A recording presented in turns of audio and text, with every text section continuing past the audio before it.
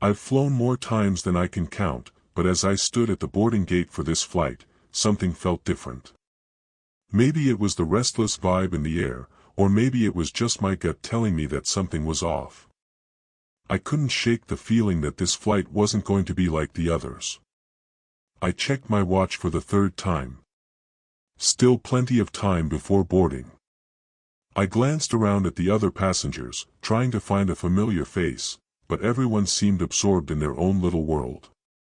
Nervous energy hung in the air. As usual, I was calm on the outside, but inside, I had this unease that I couldn't quite explain. Then, I felt her. A presence behind me. A girl, probably in her early 20s, fidgeting nervously. She stood too close for comfort, eyes darting everywhere. I could tell she was a first-time flyer by how tense her posture was. I turned around, offering her a smile. First time flying? She nodded, looking almost as if she wanted to shrink into the walls of the terminal. Yeah. I don't even know if I'm doing this right. I chuckled lightly, trying to ease her nerves. It's not that bad once you're up there. It's all routine. But something about her unease made me uneasy, too. I turned my attention back to the gate. It was time to board. The attendants were calling for passengers to line up. As I stepped forward, the flight attendant handed me a boarding pass, but there was something else in her hand. She didn't say anything. Just handed me a folded piece of paper. Her smile was a little too wide, a little too quick. I took the paper, not sure if it was just a mistake or if there was some special procedure I didn't know about. I tried to ask, "What's this?" She didn't answer. She just smiled, a smile that didn't quite reach her eyes, and said, "Have a good flight." I nodded, unsure what was going on, and stepped away from the desk. My curiosity got the better of me.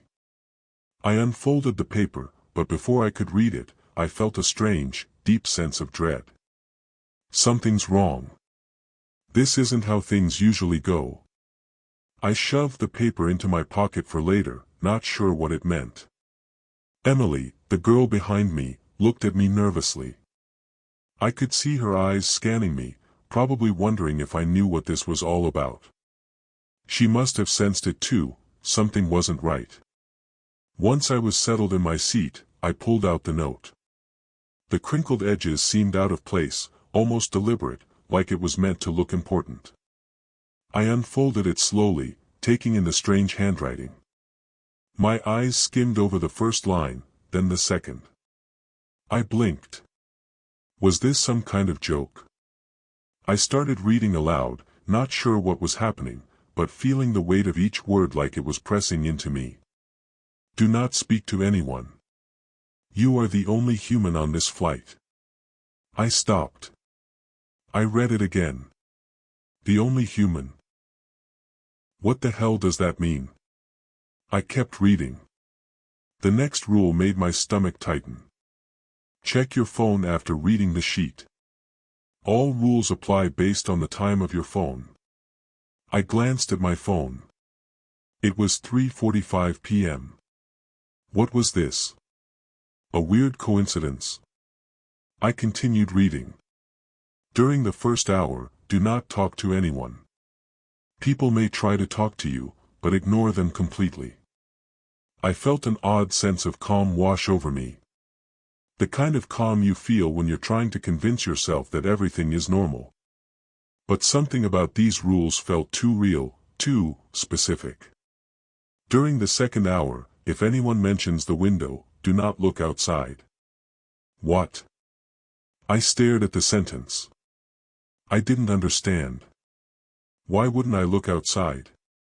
I kept reading, each rule growing more bizarre than the last. If you hear a child crying, immediately run to the bathroom. My mind raced. What was this? A survival guide? Was this real?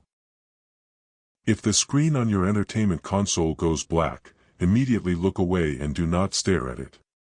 My eyes went to the screen in front of me.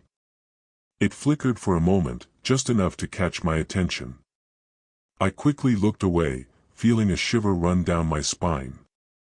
Was this all some elaborate prank? The captain will make an announcement during the 3rd hour. Follow the instructions. What instructions? My heart rate picked up again, though I couldn't explain why. The flight had barely started. During the 4th hour, do not sit in your seat. Sit down. Was this for real? After the 4th hour, you will need to evade the chaser. Chaser? Who the hell was the chaser? When the captain announces landing, push your way to the exit door and open it. You'll find a black void. Jump into it without hesitation. I felt a knot in my stomach. This couldn't be real. This couldn't be happening. But I couldn't stop reading. The rules were clear. They were terrifying. I looked around, trying to find someone else who might be feeling the same way. Everyone seemed completely unaffected, as though they didn't even notice how strange this all was. Emily was sitting across the aisle, her face pale as she looked at the note in my hand. "Liam, what is this?" "This isn't normal," she whispered, her voice shaking slightly. I looked at her, and for the first time, I felt truly scared. I didn't have an answer. I didn't know what to make of any of this. The rules, if they were real, could mean anything. But the more I read them, the more I felt like I had no choice but to follow them. What kind of flight was this? And why was I on it? The fear slowly turned into something else, dread. Pure, unfiltered dread. And there was only one thought that echoed in my mind. This wasn't a regular flight. This was something else. I couldn't put my finger on it, but something about this flight felt wrong. The engines roared as the plane ascended, and the usual hum of the cabin surrounded me. But it was quieter than usual. No one was talking. No one was interacting. It was like the entire plane had fallen into an eerie silence. I glanced at Emily. She was fidgeting nervously in her seat, clutching her armrests, her knuckles white. I could feel her tension, her fear was palpable. She was clearly uncomfortable. We all were. I couldn't help but think to myself, this is getting weirder. Should I follow these rules or just ignore them? My mind was racing, trying to make sense of it all. Was this really happening? I checked my phone. 7 p.m. The 1st hour hadn't even passed yet. The rules were clear, don't talk to anyone. I forced myself to sit back, pretending to relax, pretending that I wasn't about to go mad. I turned my attention back to the man next to me. He was sitting so still that I almost forgot he was there. His eyes were fixed straight ahead, but he leaned slightly toward me, his voice calm and smooth. "Are you okay?" he asked. "You seem off. It's a long flight." I froze. What? I knew I wasn't supposed to speak, but his words felt like they were pulling me in. I couldn't look away from him, his face so still and unnervingly calm, like he was completely unbothered by everything around us. But then I remembered the first rule. I quickly turned my head, pretending not to hear him. I refused to acknowledge him, just like the note said. My throat tightened, and I forced myself to look at Emily instead. She looked back at me, her face pale, her eyes wide. She was breathing fast, like she couldn't calm down. Her lips trembled as she swallowed. I glanced at my phone again, hoping to distract myself. The time was 7:15 p.m. That's when it happened. The phone vibrated in my hand. An unknown message popped up. The words were simple but felt heavy. "It's happening." My breath caught in my throat. I couldn't shake the feeling that I was being pulled into something that I couldn't control, something far bigger than me. The message only added to the weight pressing against my chest. I checked the time again. It was still 7:15 p.m. I was following the rules, right? But what was really happening? I turned to Emily, my voice barely a whisper. What's happening? What's going on? The panic was rising in my chest now. Her face was twisted in confusion and fear. She barely spoke. I don't know, Liam. This is all too much. I couldn't tell her what was going through my mind. I was just as lost as she was. I looked around at the other passengers. They all seemed normal, too normal. No one was acting like anything was wrong. No one except Emily and me. The tension in the cabin thickened, and I felt a sense of dread seep into every part of me. I had no idea what was happening, but I knew one thing for sure: I wasn't alone in feeling like something terrible was about to happen. The second hour started. I checked the time on my phone again, 8 p.m. According to the rules, I could finally speak, but something didn't feel right. The stillness of the cabin hadn't changed.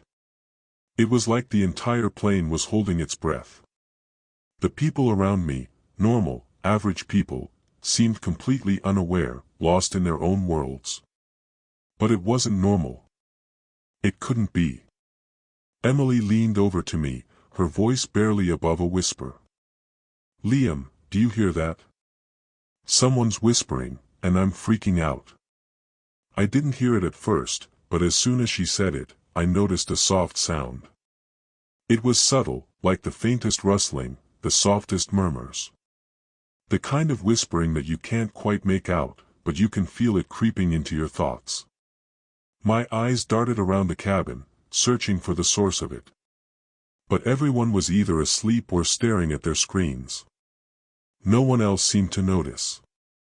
Then, just as Emily spoke again, I heard something louder. A man, 2 rows ahead of us, suddenly spoke, and his voice cut through the stillness. It's going to be incredible when we land. Have you seen the view out the window? I froze. I had forgotten about the second rule. Do not look outside. My heart skipped a beat. The man's voice was casual, like he was talking about a regular flight. But I knew better. I had to ignore him, just like the note said. But it was hard. My eyes were drawn to the window anyway.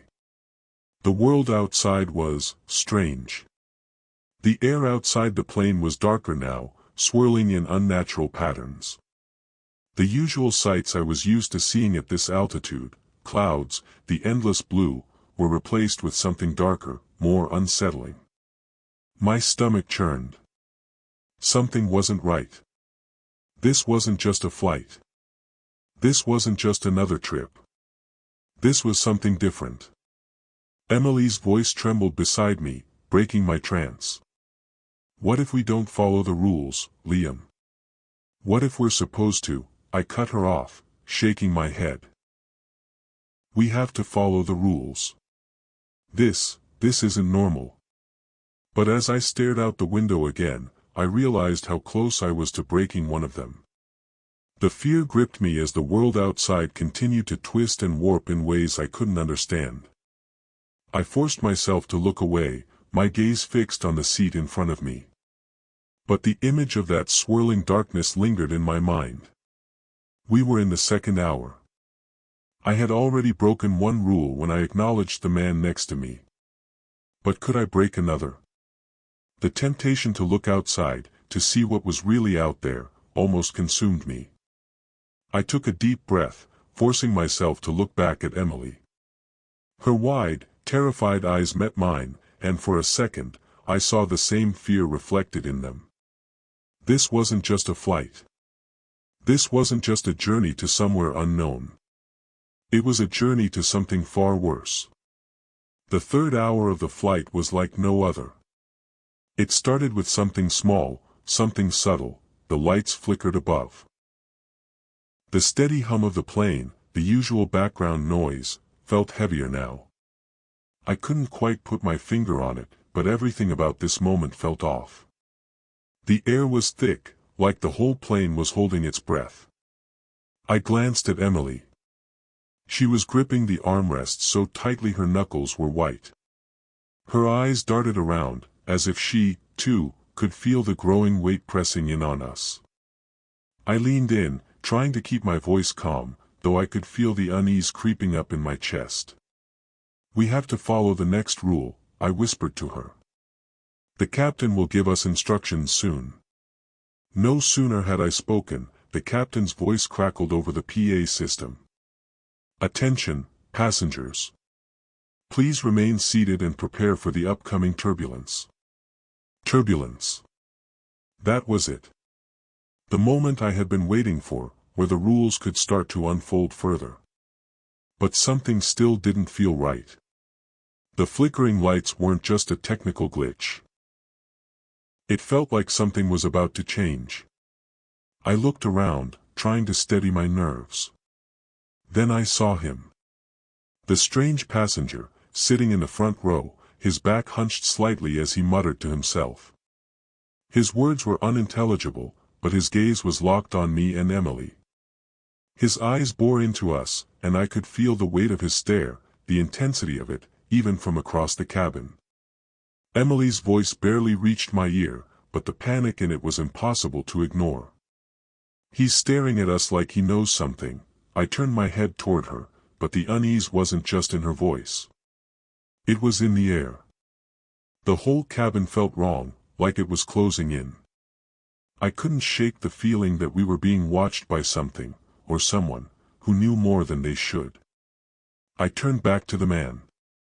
His muttering grew louder, more frantic, and his body twitched in an almost mechanical rhythm. There was something about him, his rigid posture, his lack of real movement. He wasn't acting like any passenger I'd seen before. His gaze never wavered. It stayed on us. And it felt like we were trapped in some kind of invisible snare. Suddenly, the man stood up. I felt my pulse spike. "We need to get away from him. Now," I said, my voice urgent, though it barely sounded like my own. His movements were jerky now. His eyes never left us. He started pacing up and down the aisle. There was no pattern to his steps. No reason to his pacing. It was erratic, uncontrolled. I could see Emily's eyes widening in fear, and I could feel my own nerves fraying. The entire cabin seemed to shrink, the air thickening with every passing second. Every step the strange man took was a step closer to some unspoken danger. His gaze, cold, unblinking, too intense, made my skin crawl. My instincts were screaming at me. I wanted to run, but where could we go? The aisle was narrow. The plane was cramped. And the last thing I wanted was to get trapped between the man and the walls of this nightmare. I could feel the hairs on the back of my neck stand up. Every part of me screamed that this wasn't just another flight. This wasn't just a ride through the air. This was something else. Something worse. As the fourth hour began, things took a turn for the worse. The man, this strange passenger, wasn't just pacing anymore. He wasn't just muttering. He was coming for us. The rule said not to sit. I remembered that. I had to remember that. "We can't sit down," I whispered to Emily, my words almost a command. I grabbed her arm, pulling her with me as I stood up quickly, my feet already moving before I even fully processed what was happening. The man was still coming. His mouth opened, wider than I thought was humanly possible. His face started to twist, distort. At first, it was subtle. His jaw stretched unnaturally, his teeth showing in a grotesque grin, too wide, too wrong. His features started to lose their humanity. That was when Emily finally gasped. She saw it too. "It's the chaser. He's coming for us." I didn't look back. I couldn't afford to. I grabbed Emily's hand, and we ran through the narrow aisle. My heart pounded in my chest, though I couldn't hear it over the pounding of my feet. I kept my focus ahead, my eyes darting to the rows of vacant seats on either side, hoping no one would block us. The man was right behind us. I could feel his presence closing in, hear his footsteps echoing louder and louder in the confined space of the plane. I couldn't let him get close enough to touch us. Emily's breath came in short, quick gasps. "Liam, he's right there." I didn't answer. I couldn't. There was no time. I pushed ahead, urging Emily to move faster, but the aisles felt like they were stretching, pulling us backward. The man's laughter, deep, hollow, rang out from behind us. I could hear him getting closer, but we couldn't stop. We couldn't let him catch us. My mind raced. The rules. The rules said we had to follow them or we wouldn't make it. But it was getting harder to think straight. My thoughts were clouded with terror. The chaser was real, and he was chasing us. I could feel the air growing heavier. Every breath felt like it was more of a struggle. My legs burned from the sprint, but we couldn't stop. Not yet. What if we didn't make it? What if this was all we had left? The sound of the chaser's footsteps was deafening now. He was right behind us. Too close. I pushed Emily forward, urging her to keep running, to not look back. We didn't have a choice. We had to keep going. But I could feel his breath on my neck, and I knew that I couldn't outrun him forever. The man was almost there. He was right behind us, too close. I could hear his breath, hot, labored, on the back of my neck. We were running out of time. The captain's voice came over the intercom, too calm, too distant. "We are beginning our descent. Please unbuckle your seatbelt." My mind raced. The descent? Was this it? Was this the moment we were supposed to be waiting for? I turned to Emily, and I could see the fear in her eyes mirrored in my own. This was it. The door. The final rule. Now. "We have to go," I said, my voice shaky with urgency, but there was no turning back now. There was nothing else we could do. The rules had guided us this far, there was no other choice but to follow them to the end. We rushed toward the exit, the aisle feeling impossibly long as we pushed past rows of empty seats. My legs felt heavy, but I didn't slow down.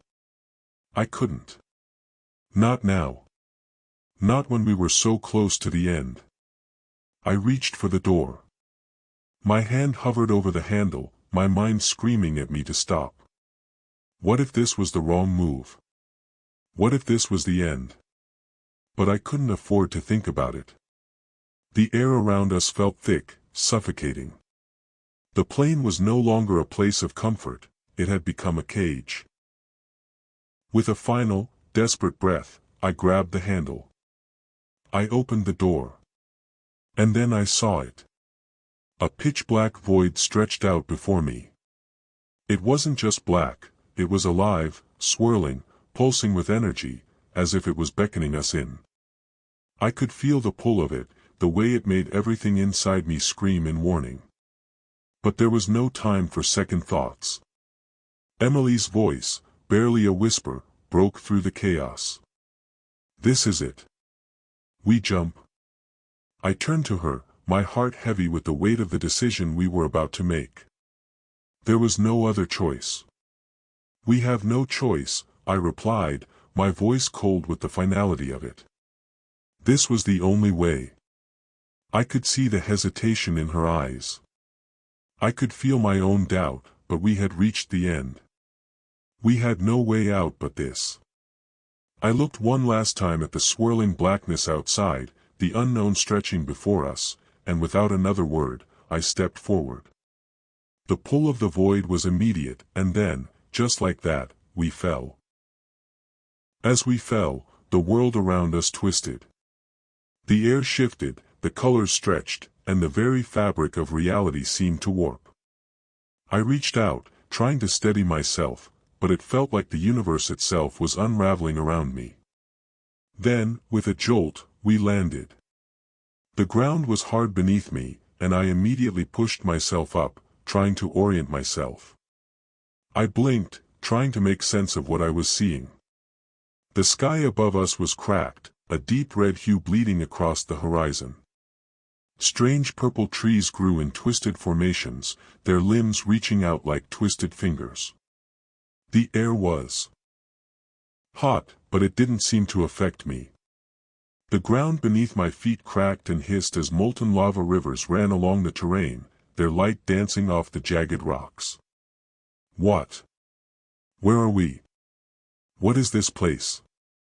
I whispered, my voice hoarse, uncertain if I was even speaking the truth. Before Emily could answer, a figure appeared in the distance, walking toward us, unfazed by the strange landscape. He was dressed in a black suit, his demeanor calm, almost as if he had been waiting for us. He didn't seem bothered by the heat, the strange environment, or the chaos of this new dimension. He stopped a few feet away from us, a slow, knowing smile spreading across his face. "Welcome to your new reality," he said, his voice smooth and oddly soothing. "You've entered a dimension beyond your own." I could feel the weight of his words settling over me, pressing down like a 1,000-pound weight on my chest. This wasn't a mistake. This wasn't just some bad dream. We had been brought here, and there was no going back. "How do I get out?"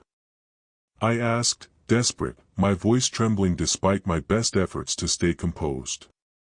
The suited man simply smiled, his eyes glinting with something unreadable, and then he turned and walked away without another word.